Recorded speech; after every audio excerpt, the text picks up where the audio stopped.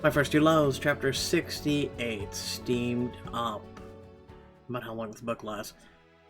The ride to the cabin was crowded. Mr. and Mrs. Jennings drove up in their car, leaving the rest of us to squeeze into my dad's. But when we finally arrived... Oh my god. Question. Does it still count as a cabin if it has more than one floor? Pretty sure that's just called a house. I live in a house, and let me tell you, one of these things is not like the other. Come on, guys, it's not that big of a deal. Right. Ahead of us, our parents strolled up the path to the front door, taking in the scenery. Wow, Jim, this is definitely an upgrade from the old rental property. Is it a timeshare? Something like that. Best decision we ever made, though. So nice to be away from the hustle and bustle. Just wait until you see the veranda in the back. It's stunning. As they wandered into the house, the five of us stayed behind to unload the car and carry in the luggage. But as Mason heaved the bags out of the trunk, the rest of us couldn't help but stand around awestruck. An outdoor fireplace? Swanky. Mason, you having your own wintered cabin is already wild, but one like this? Almost madness. Can we save the amazement for later? I could use a little help here.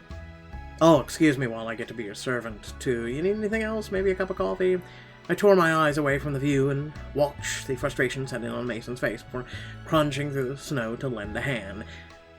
Mason, we didn't mean to make you feel uncomfortable. We'll stop. Scout's honor. No, we won't. I stared pointedly at Nova, Ava, and Mac until one after the other they gave up their admiring and joined us in unloading the trunk. Fine, but while we're here, I want the full experience. If I'm this close to the lap of luxury, I might as well sit in it. I promise you'll get a tour and a full run of the place, but first, let's get these inside and maybe get something to eat. I'm starving. And inside the house was even more extravagant. Decadent wood paneling lined the walls, and the immaculate furniture looked like something out of a magazine.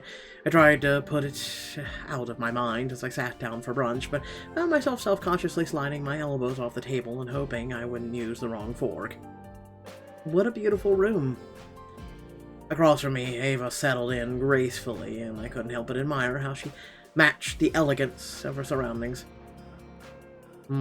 Yes, with tight pants and all. As she draped a cloth napkin over her lap on the floor, Principal Jennings met her with an easy smile. The wood is American cedar, very high in demand, and really gives the air an expensive scent. Oh, you want to try mahogany? It's very nice, Jim. You can really breathe it in. Or choke on it. Jennings shot Noah a look of disdain, and as I turned away to hide a grin, I caught sight of Mason in the seat next to mine. He gave my hand a squeeze, and I watched as Principal Jennings' face clouded over. I expected him to comment, but instead he simply lifted a bottle of champagne from the fancy ice bucket. Miss Jennings clapped her hands in excitement. Well, champagne for brunch. Oh, Jim, you've got the kind I love. It's so hard to get it back in Eastridge. Principal Jennings looked directly at me as he popped the cork, his eyes hardening as they met mine. Only the best for my family. And he was right. From the start of the trip, he'd been making his message very clear. To be a Jennings was to have the best of everything. The best car, the best vacations, the best drinks, and the best company, which clearly he didn't think was me or Noah. I was tired of him making us feel like less than, and in that moment I wanted to get even. Starting with the champagne. Why is it so hard to get? Eastridge isn't classy enough? Not enough American cedar laying around? Jennings grit his teeth, but my gaze never wavered from his. Quickly, Miss Jennings jumped in. Oh, nothing like that. We love Eastridge. It's our home. It's just not the kind of thing you'd pick up at the supermarket. It's for special occasions. But the best things in life are better shared, aren't they? If it's so great, maybe we should try some too. I mean, if it's an option. It isn't. In the eyes of the law, you're still children, and I won't allow that type of depravity in my house. Besides, Things of this caliber require a finely tuned palate. Better stick to the sparkling grape juice you're used to. It just seems a little unfair to flaunt it in front of us like this. Yeah, life isn't fair. If I were you, I'd get used to it. But, Emma, let's remember to be thankful for what we have. We can always get everything we want. We can. Jennings stared at me for another moment before a smirk crossed his face. And as he poured himself a glass, he finally broke eye contact. Relax, Dave. This isn't really about the champagne. Emma's just lashing out. It can't be comfortable sitting across from Mason's ex-girlfriend when she's got feelings for him herself. Ava coughed into her hand, and my mouth fell open in shock. Dad. She's probably worried sick Ava might finally take him back. Oh, if only you knew she wanted me more than she ever wanted Mason. Principal Jennings!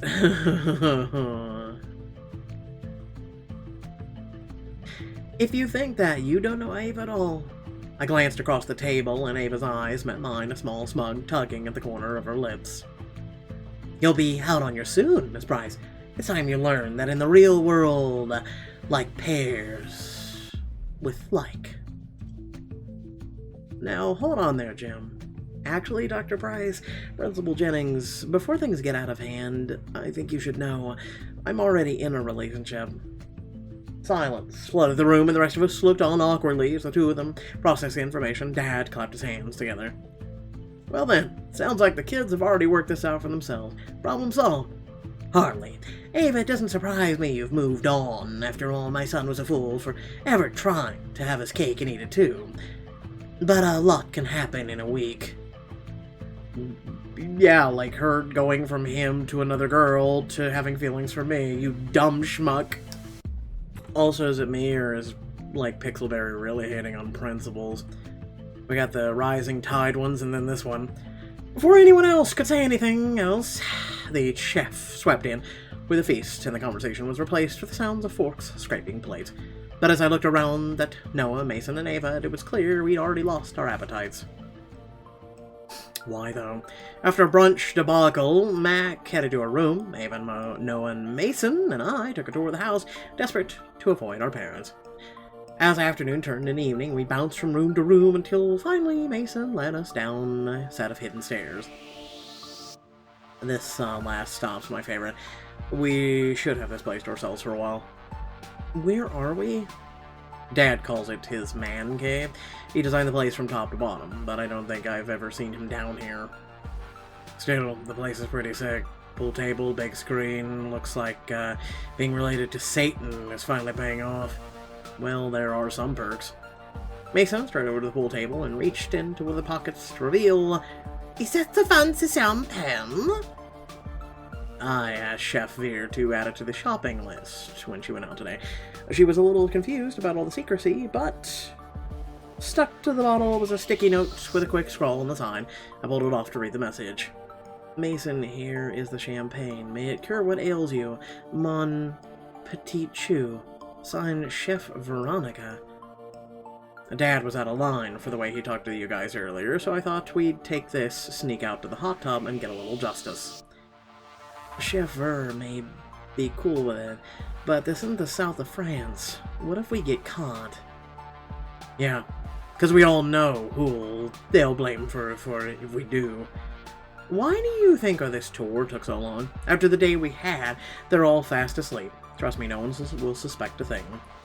We all looked around at each other, daring someone to make the first move. I guess there's nothing wrong with a little payback, right, Emma? Yay. Let's pop some bottles. The back deck looked out at the mountains and the town below, and as Mason cranked the knob, steam rose off the boiler, roiling in bright water. Damn, this is nice. Expect to get a 5-star hotel out here. Calm down, man. It's just a hot tub. The rest of my friends started taking off their shoes and socks, and I realized I would have to drop my clothes in the cold air, and in front of everyone. You know, if you've got it and everybody wants it, flaunt it. I turned my back so I wouldn't lose my nerve. The only way to expand my comfort zone is to step out of it. Slowly, I removed the fastenings on my outfit. sliding the fabric off my shoulders and over my backside as tauntingly as I could. When I threw a look over my shoulder, Noah and Mason and even Ava were trying not to stare. Tough act to follow, but I'll do my best. Goosebumps rose on my skin as she slid the last strip of fabric down her body, and warmth flooded through me, hot enough to combat the cold air. Okay then. My eyes snagged on the pink lace of her bra all the way so much of her skin gleamed in the starlight. Anyone could say I've seen Ava in less countless times, a swimsuit, locker room, sleepovers, but with the candlelight and the snow and the knowledge that a love for Ava could even be possible, geez, I knew it was gonna be cold, but damn. Her voice brought me out of my thoughts and I fumbled for the right words. You look radiant, stunning. Yeah. Don't forget about the rest of us. Listen, you look okay, I'm telling you. Guys' bodies are just meh, I'm telling you right now. Like, I'll take Tom Ellis, who's Lucifer, but that's about it. Like, the rest are eh. My brain began to short-circuit as I took in the understated power of his muscles, the smooth dip between each of his abs, and as I wondered how much more of this I could take, Noah reached for the hem of his shirt.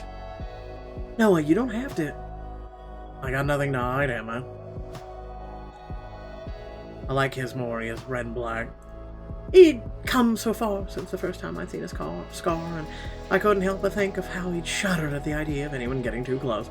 Now he's standing in front of me, confident and smirking, and just as dangerously beautiful as ever. Let's get in before we freeze.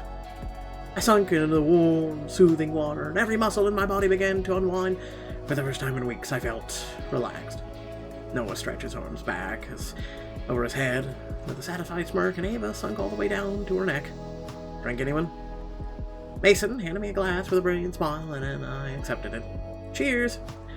I tipped the glass to my lips, and bubbles ran down my throat. I could taste apples and light satisfaction. Wow, this really is good stuff. I can see why your mom likes it so much. Sure you're not just tasting revenge? Whatever it is, it's so good I might have to get a second glass. For a moment, we were quiet, and then... When was the first time you all snuck a drink?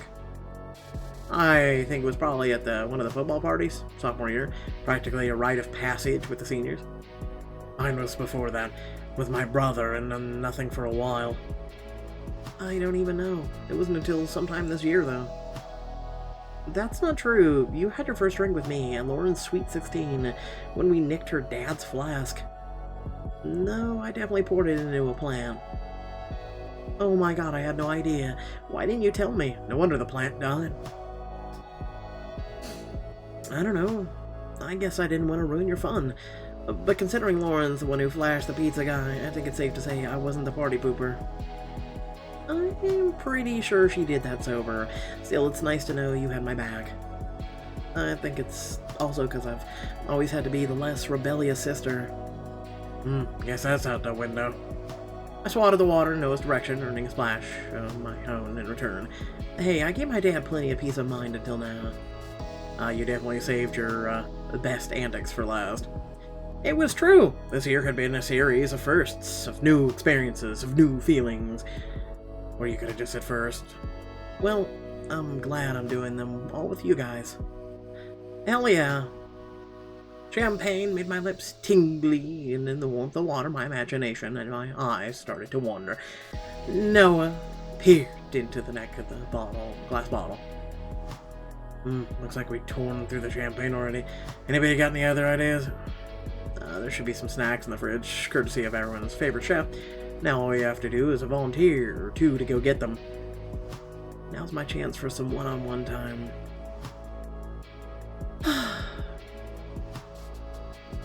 Ava, Mason, why don't you guys go? They each looked at each other for a moment and then climbed out of the tub and headed inside. What's a few snacks between friends? We'll be back in a minute. As soon as they were out of sight, Noah pulled me into his lap. I looked down at him and saw the want in his eyes. The contrast of the sharp air against the warm water was just like us. The fiery thrill, the not knowing what would happen next. feeling entirely safe. Anyway, you are so gorgeous. You know that, right? I know that I don't ever want to get out of this tub. I don't care where we are as long as you're in there, preferably like this. Those hands knead my thighs, my backside arched to nose touch, wishing we would touch me everywhere else. No, I couldn't say what he meant to me, so I showed him instead, bringing my lips to his, the water roaring around us, and the snow fell. All I could think of was the way he felt beneath me and how much I wanted to feel more. I'm so glad I have you. You have no idea how happy I am to hear you say that. I leaned in for another kiss, but the back door opened, and I scrambled off Noah so fast I nearly fell out of the tub. As I climbed back into the tub, Mason grabbed a treat and held it up until all of us followed suit. Cheers to an amazing trip. To putting it all behind us. Somehow my eyes landed on Ava again, and she was looking back at me. To new beginnings. Now they're just pushing at us at Ava, and vice versa. Later, the four of us snuck through the cabin, quietly splitting off to head to our rooms for the night. When Mason had announced the room assignments earlier, Ava had seemed calm, cool, and collected. But as we walked down the hall together, she wrapped her arms around herself, and when we stopped outside the door, neither of us made a move to go in. Maybe we should set some ground rules. Yeah? Like what? Her eyes flashed to my lips for a second before she took a deep breath and plastered on a smile. You know what? We'll figure it out as we go. I'm sure everything will be fine. She opened the door and we took in the extravagant splendor of the bedroom, its tufted headboard, the dangling chandelier. There was only one minor detail no one had mentioned. Let me guess, only one bed? Oh. Oh no. Of course, there was only one bed. You guys realize you could still split the bed, right? I'm just saying. Not like you two have crossed the threshold, and last I checked, Ava's in a relationship with Bela, so yeah, that's a thing. All you do is curl up in bed and go to sleep. It's not that goddamn hard. Without further ado, thank you all for watching. Please remember to like, share, and subscribe. And down in the description below, links to social media, Discord, and if you'd like to support me and my content. It'd be greatly appreciated if you would hit that like button, share the video and or channel, and especially hit the subscribe button. That way you get to become a member of this community. And if you hit the bell icon, you'll receive notifications of when my content goes live, which there is plenty more content to come. And we will be revisiting some apps that are long and gone, and as well as some new games as well. Peace out.